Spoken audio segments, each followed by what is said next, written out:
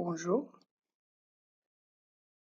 Dans cet enregistrement, nous allons travailler quelques exercices d'élasticité, en particulier le tenseur de contrainte.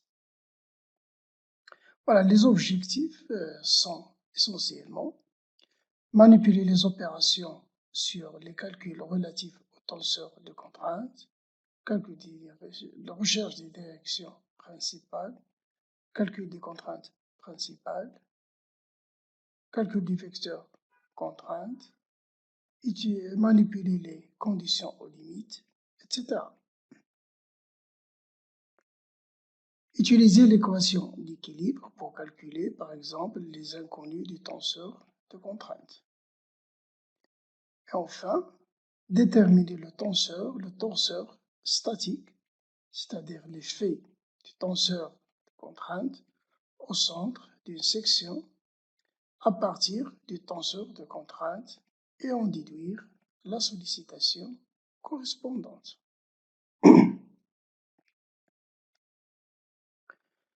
Voilà. Exercice 1. Soit en un point M d'un matériau, le tenseur des contraintes est défini dans la base orthonormée E1, E2, E3. Sa matrice représentative est sigma J 0,7 alpha, 3,6 alpha, 0, 3,6 alpha, 2,8 alpha, 0, 0,0, 7,6. Alpha est un paramètre de charge, c'est un réel. Question 1. Quel est l'état de contrainte en M pour alpha égale à 0? Question 2. Déterminer en fonction de alpha les contraintes et les directions principales. Que peut-on en conclure lorsque alpha varie? Troisièmement, en supposant alpha égale à 1, calculer la contrainte appliquée en M sur la section dont la normale a pour cosinus directeur racine 3 sur 2, 1 sur 2, 0, par rapport à la base E1, E2, E3. Voici l'exercice. Donc, prenez votre temps pour réaliser l'exercice. Solution. On commence par calculer les contraintes principales. Donc, le calcul des contraintes principales revient à calculer les valeurs propres d'une matrice. Donc, pour ceci, nous allons résoudre l'équation déterminant de sigma moins sigma i fois la matrice identité égale à 0. Ce qui va donner comme résultat, vous devrez obtenir comme résultat sigma 1 égale à 5,5 alpha, sigma 2 moins 2 alpha et sigma 3 égale à 7,6. On voit que sigma 3 il est toujours indépendant de alpha et il est égal à sigma 3, 3. Donc je peux remarquer maintenant que la direction x3, E dirigée par le vecteur directeur 3, est une direction principale. Calcul des déterminations, des directions principales. Ça revient bien sûr à déterminer les vecteurs propres de la matrice. Alors, les vecteurs propres sont déterminés à partir de la résolution de l'équation suivante, c'est-à-dire sigma moins sigma i fois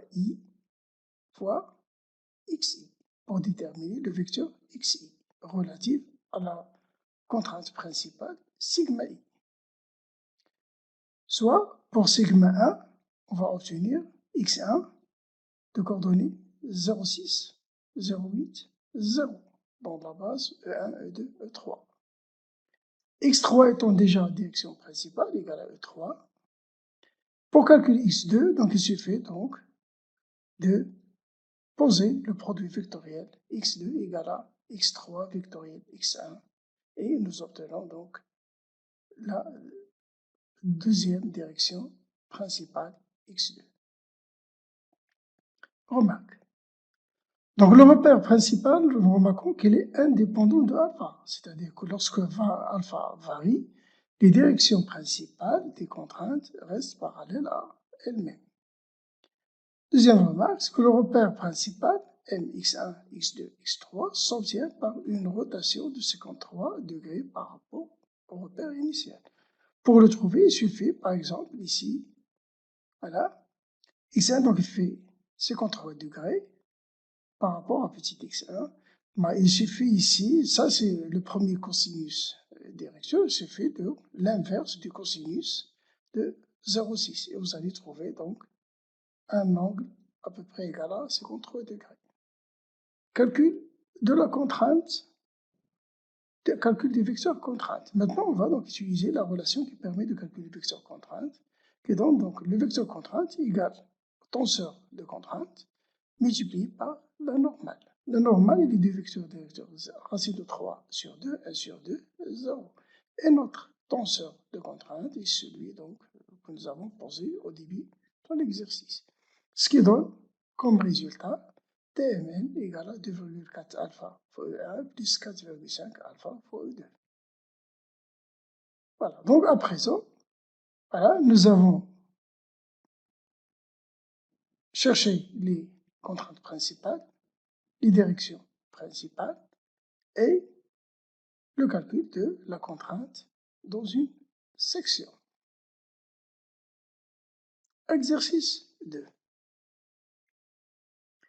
Dans cet exercice 2, conditions limites.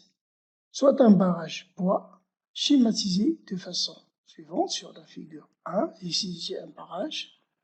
Donc ici, il supporte la pression de l'eau et il est posé sur le sol, sur la face AB. D'accord. La face AB, donc c'est une surface libre. Donc ça, c'est à peu près c'est la forme du barrage. Donc supposons un tenseur de contrainte de la forme sigma 1, sigma 1, 2, sigma 1, 2, sigma 2 et sigma 3, 3. Donc écrire les conditions aux limites du problème dans le plan x1, x2. Donc, pour ceci, on va essayer de calculer, si vous voulez, le vecteur contrainte dans chaque face. Solution. Je prends donc la face OA. Donc c'est la face chargée par la pression de l'eau.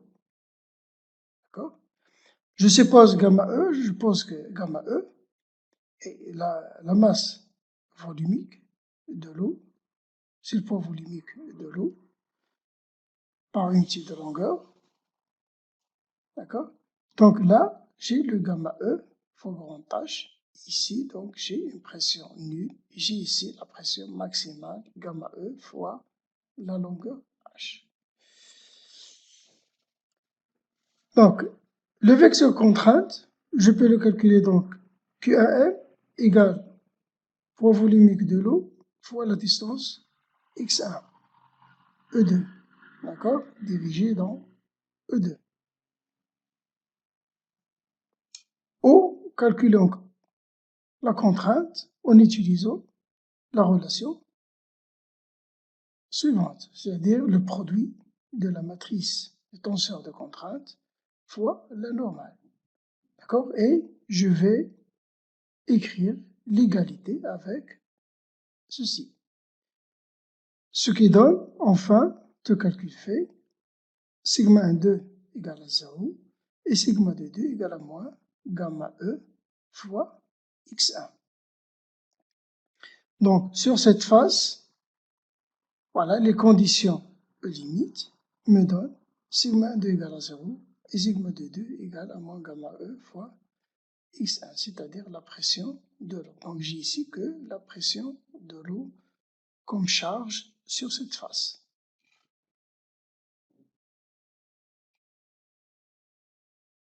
Condition sur la face OB, c'est-à-dire cette face. Donc cette face n'est pas chargée.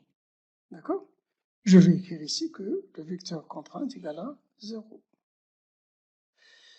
C'est-à-dire donc Q1M égale à 0, soit une de donc moins cosinus I, sinus I, 0, la normale A au B. D'accord? Donc,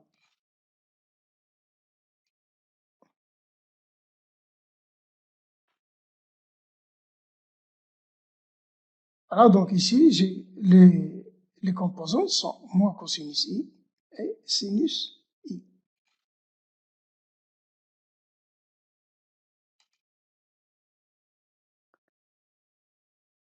Donc, dans ce cas, nous pouvons exprimer donc la relation géométrique suivante entre x1 et x2. Donc, x2 égale à x1 tangente i.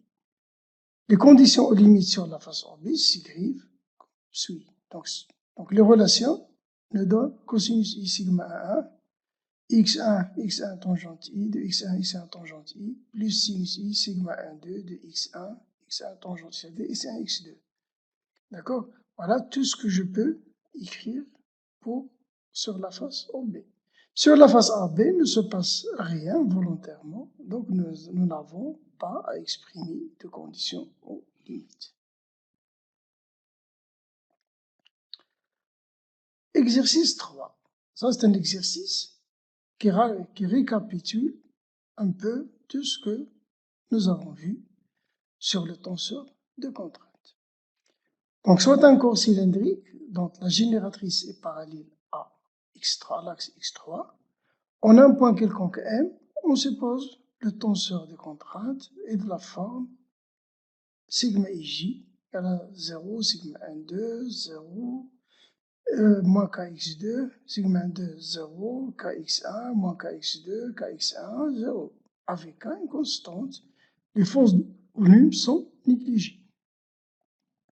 Question 1. Si le corps est un cylindre de section droite circulaire, déterminez sigma 1, 2 pour qu'il soit en équilibre et que sa surface latérale ne soit pas chargée. Donc j'ai deux conditions ici qui vont me donner deux équations. L'équation d'équilibre et aussi je vais écrire que la surface n'est pas chargée. Deuxièmement, le système matériel étant maintenant défini par valeur absolue de x1 inférieure ou égale à x0, valeur absolue de x2 inférieure ou égale à y0, x3 inférieure ou égale à z0, et le tenseur des contraintes étant celui de la première question. Déterminer l'effet au centre de la face du tenseur des forces appliquées sur chacune des faces. x1 égale à x0, x2 égale à y0, x3 égale à z0. x0 et y0 sont des constantes positives.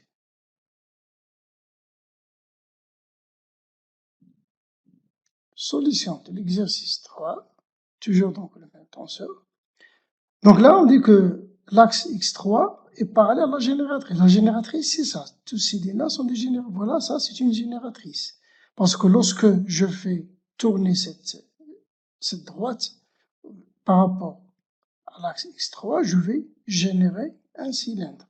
Donc c'est ça ce qu'on appelle la génératrice. Donc la génératrice, elle est parallèle, x3, il est parallèle à la génératrice. Donc, pour déterminer l'inconnu sigma 1, 2, nous allons utiliser, dans un premier temps, l'équation d'équilibre sous sa forme locale. Donc, cette équation sous forme locale s'écrit, lorsque donc je néglige les forces de volume, somme de I égale à 1, 3, d rond sigma ij sur d rond xj égale à 0. Voilà ce que donne dans les trois directions, direction x, la direction 1, c'est-à-dire suivant la direction x1, voilà la première équation, la deuxième équation, et enfin la troisième équation. Donc ce sont les trois projections suivant x, y et z.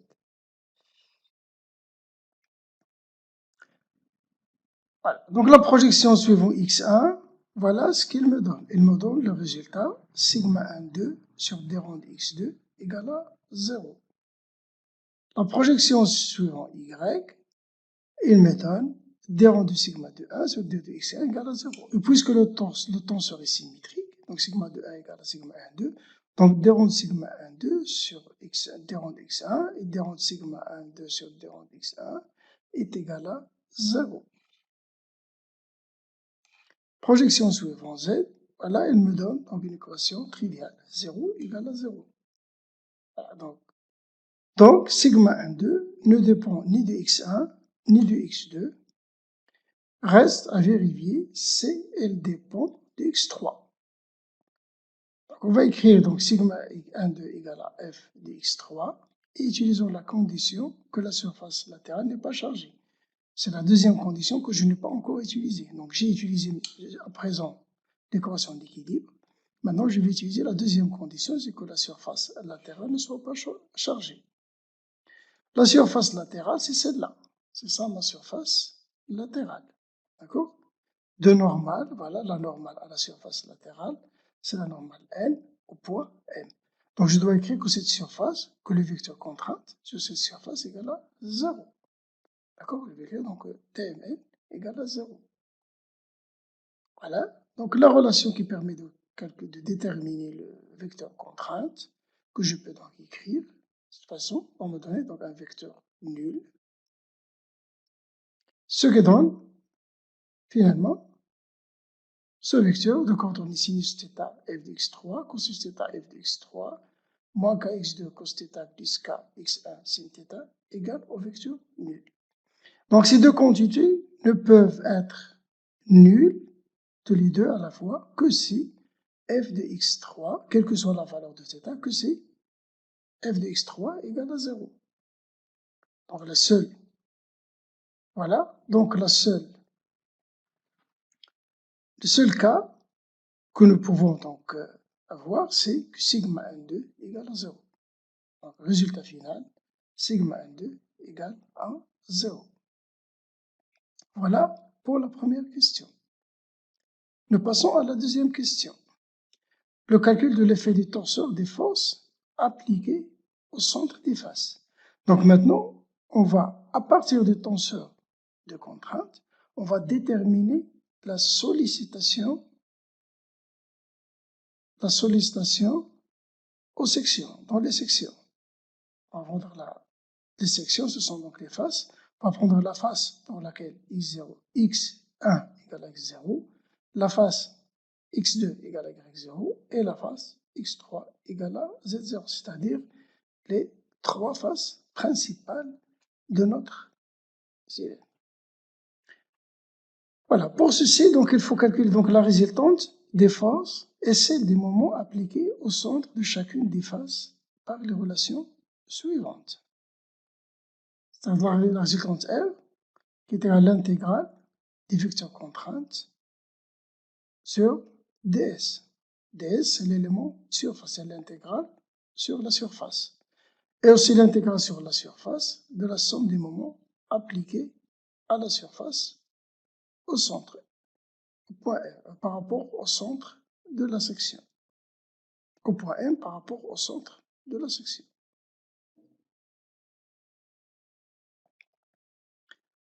Donc la description de l'exercice permet de dessiner cette figure-là.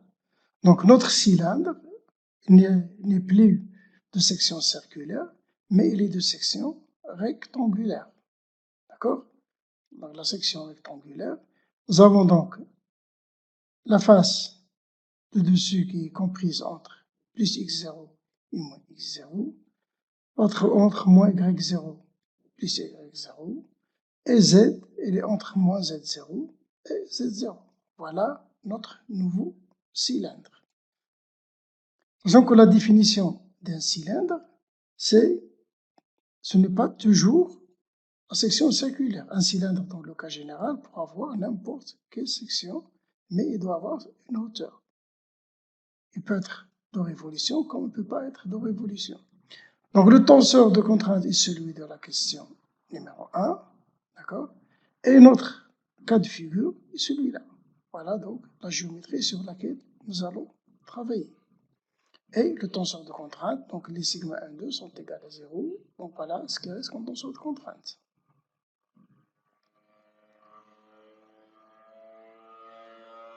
Voilà, si je prends maintenant l'état de charge sur la face x1 égale à x0, c'est-à-dire cette face-là, définie dans le repère x2, x3. D'accord? Et ici, donc, x1 égale à x0, c'est une constante, c'est-à-dire, si je reviens un petit peu en arrière, c'est cette face. D'accord? C'est cette face du cylindre.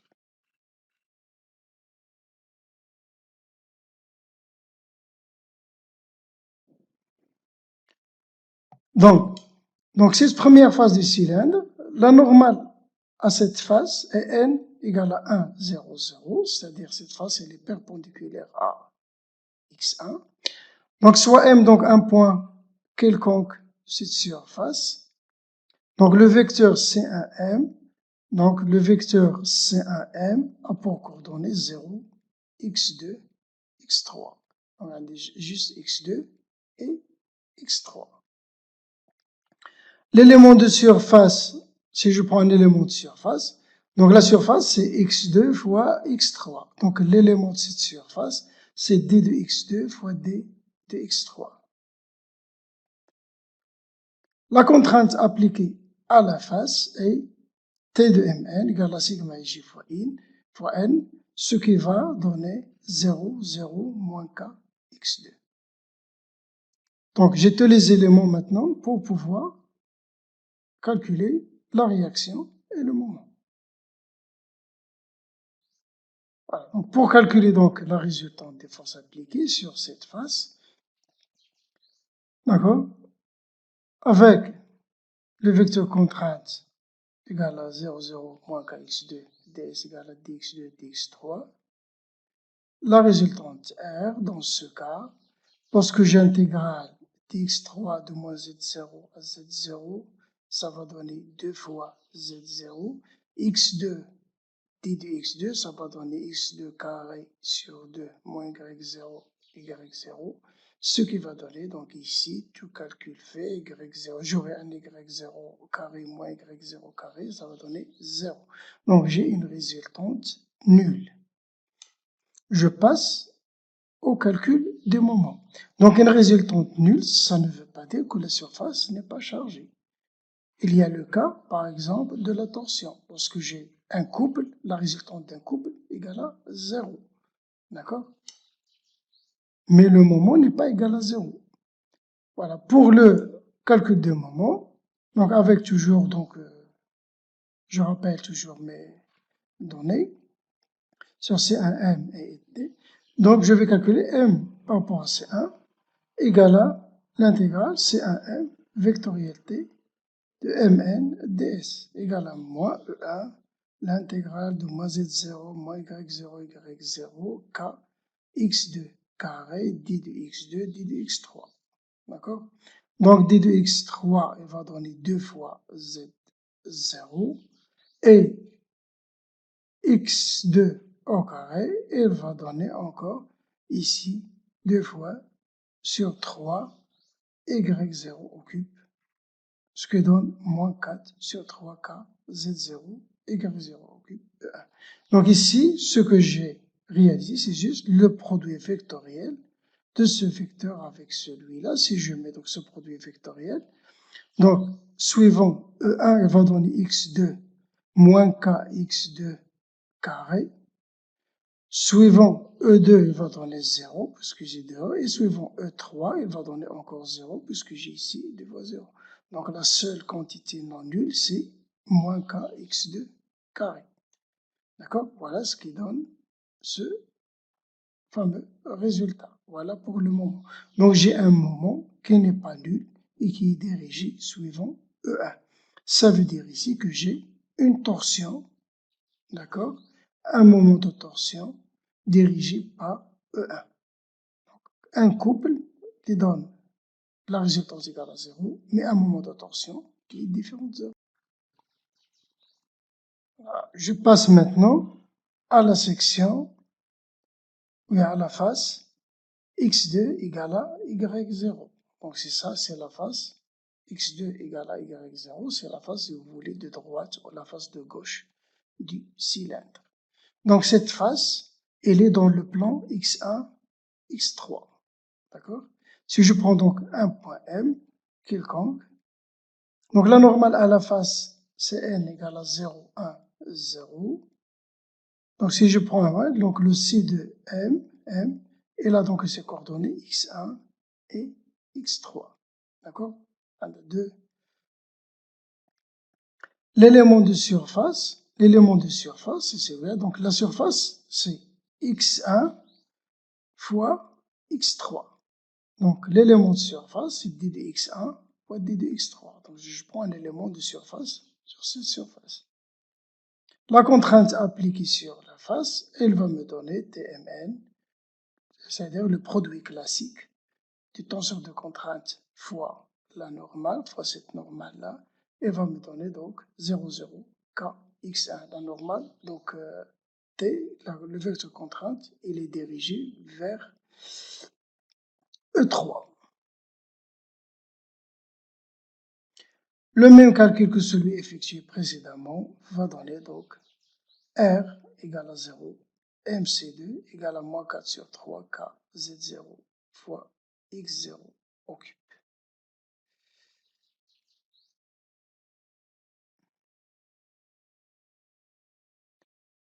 Voilà, de même pour le dernier cas, c'est-à-dire la face ici, la face du haut ou la face du bas. On va prendre la face du haut pour laquelle donc j'ai Z égale à Z0. Donc cette face, voilà, il se trouve dans le plan X1, X2. Si je prends donc un point M, donc C3M, il aura pour coordonnées X1, X2, 0, ds égale d de X1, d de X2. Le calcul des vecteurs contraintes aura les composantes suivantes. Et les intégrales, elles vont donner R égale à 0, MC3 égale à 4 sur 3, X0, Y0, K fois X0 carré plus Y0 au carré. Voilà, on récapitule. Enfin, donc, sur la face X1 égale à X0, voilà, donc le moment prend cette quantité, la résultante égale à 0. X2 égale à Y0, le moment, la résultante toujours égale à 0 et le moment prend cette quantité. Et enfin, pour la dernière, le dernier cas, donc X3 égale à Z0, le moment, il va prendre cette quantité, c'est juste calcul intégral. Conclusion, le solide est sollicité à 3 tensions suivant les 3 axes. Voilà, j'espère que ça a été clair et intéressant pour vous. Voilà, merci de l'avoir suivi et à la prochaine, Inch'Allah.